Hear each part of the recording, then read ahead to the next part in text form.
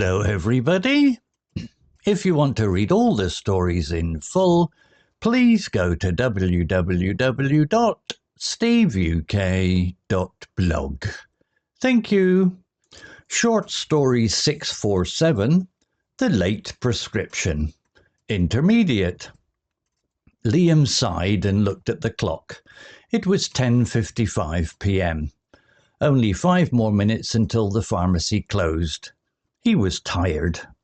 The fluorescent lights hummed and the smell of antiseptic filled the quiet room.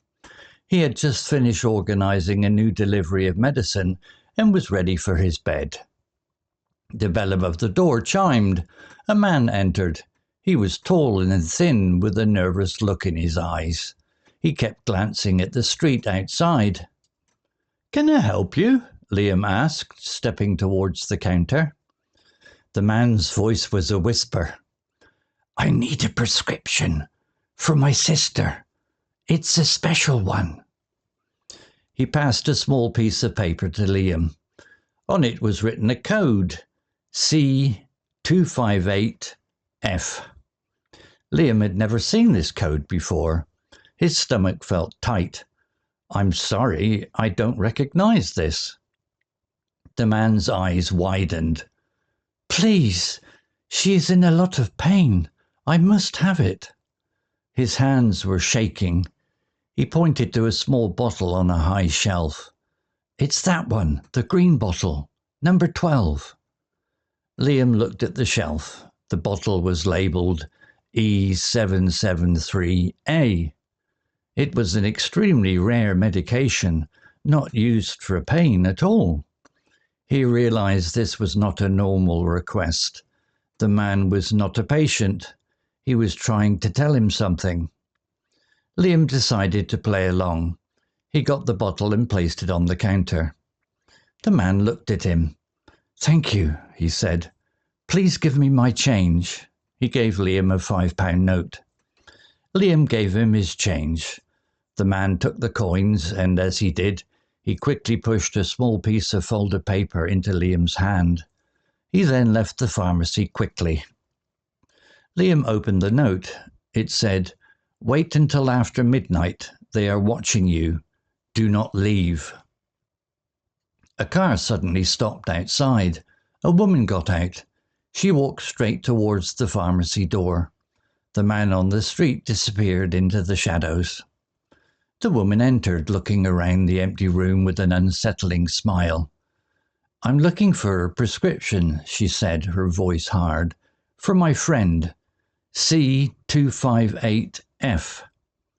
Liam's mind raced. He remembered the note.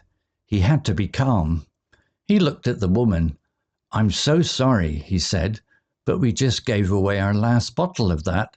A man came in just now." The woman's face turned red with anger. She looked at him with suspicion. "Are you sure?" she asked, her voice low. "Yes, I am so sorry," Liam said, trying to sound believable. The woman stood there for a moment and then turned and left without another word. Liam's heart was beating fast. He locked the door and pulled down the shutters. The small piece of folded paper lay on the counter. He had saved himself from a dangerous situation. He looked at the clock again. 11:05 p.m. It was going to be a long night, but he was safe. Vocabulary notes. Hummed. Definition: to make a low, continuous sound. Example: the fluorescent lights hummed. Similar words: buzzed, droned, murmured. Antiseptic. Definition: a substance used to prevent germs from growing, often with a distinct clean smell. Example: the smell of antiseptic filled the quiet room. Similar words: disinfectant, sterilizer, sanitizer. Nervous. Definition: feeling worried and a little afraid about something that might happen. Example: he was tall and thin with a nervous look in his eyes. Similar words: anxious, worried, uneasy, tense. Unsettling, definition, causing a feeling of worry or discomfort, making you feel uneasy. Example, she looked around the empty room with an unsettling smile.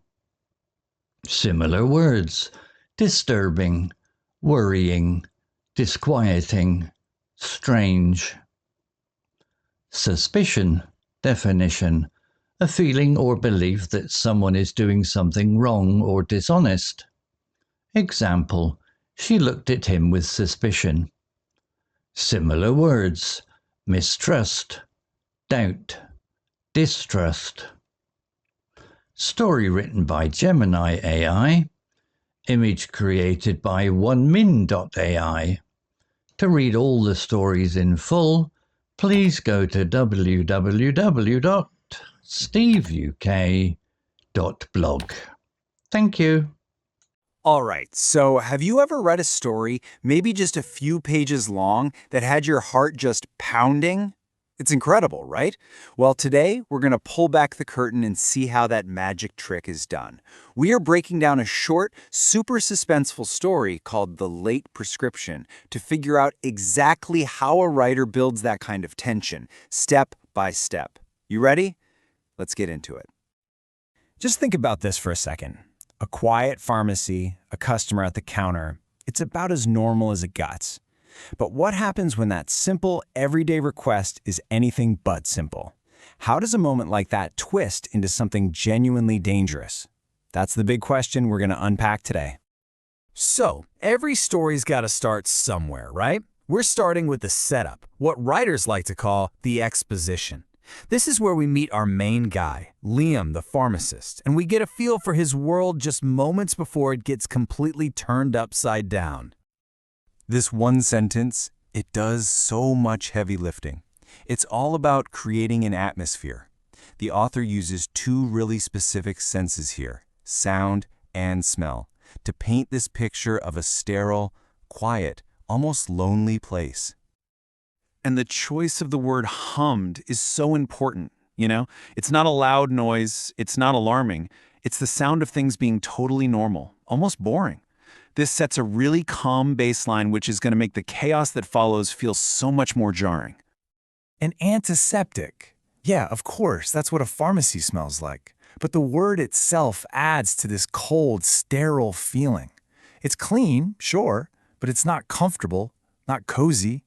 It's the perfect stage for the tension that's about to walk through the door. All right, let's move on to the next piece of the puzzle. Now that the scene is set, the story starts to drop in a little mystery. A nervous man walks in, and all of a sudden, that quiet hum in the background starts to feel, well, a lot more sinister. This is what we call the rising action. And notice how the author does this. They don't just tell us the guy is scared. We're shown it. He's got this nervous look. He's glancing over his shoulder. His hands are shaking. It's a classic storytelling move that puts us right there with Liam, making us feel just as uneasy as he does. Okay, this is the moment. This is where everything just flips on its head. The man hands over this note with the code C285-F, but then he points to a bottle on the shelf, and its label is totally different. And right there, bam! Liam knows, and we know, this isn't about medicine anymore. This is a secret message. So Liam decides to play along, and the suspense just gets cranked up another notch. This whole transaction, it's just a cover for something way more serious. He's passed a secret note that basically confirms, yep, you're involved in something really dangerous now. I mean, chillin', right? There's no room for guessing here. This isn't a hint, it's a direct, terrifying warning. The stakes just went from a weird customer request to a life-or-death situation. Who are they? Why are they watching? We have no idea, and that uncertainty is what makes great suspense. And just as that warning is sinking in, we slam right into the story's climax. The threat isn't just a scary note anymore. It literally walks right through the front door. This is the big confrontation. The woman who comes in is described with one perfect word. Her smile is unsettling. See, unlike the man, who was so obviously terrified, her calm vibe and that weird smile immediately tell us she's the one in control. She's the one we should be afraid of. And there it is. The trap is sprung. She says the exact same code from the man's note. She knows what she's after, and now she's testing Liam. His answer, whatever it is, could change everything. That quiet little pharmacy has just become an arena for a high-stakes mind game. I mean, seriously, put yourself in his shoes for a second. What would you do? You've got the secret warning in your pocket. This unsettling woman is standing right there, staring at you. You know that first guy's life is on the line, and hey, maybe yours is too now. What do you say? You have like half a second to decide. Liam makes his call. He lies. He says he just gave the last bottle away to the very man she's probably hunting. It's just an incredibly quick-witted and brave move, using a little bit of the truth to sell a lie that could save a life. But we're not out of the woods yet. She looks at him with suspicion. This is that last moment where you're just holding your breath. Is she gonna buy it? Did the lie work? The tension is just stretched to its absolute limit before she finally turns around and leaves. The immediate danger is over. Okay. Liam is safe. For now. The door's locked. Let's all take a breath and break down what we just saw. What were the actual tools the author used to build that much suspense with so few words? Just look at this timeline. This entire crazy, heart-pounding event happens in only 10 minutes. By squishing the timeline like this, the author makes everything feel so much more intense and overwhelming. Liam doesn't have time to think, and neither do we. It's all about reaction and survival. So, if we boil it all down, we saw the author use a quiet setting to make the action feel louder. They showed us fear instead of just talking about it. They used a cryptic code to hook us with a mystery, brought in a direct threat, jammed it all into a super tight timeline, and picked very specific words to set the mood. It's a masterclass. And here they are, those keywords all in one spot. Every single one was chosen not just to describe a thing, but to make you feel a thing. The boredom, the coldness, the fear, the unease, and the doubt. That's the real power of using the exact right word in a story. And that really brings us to the final thought here. A simple pharmacy, a late-night customer. This story proves that suspense and high-stakes drama aren't just for spy movies. They can be hiding in the most ordinary places. Kind of makes you wonder, doesn't it? What other stories are going on all around us, just waiting for someone to pay attention?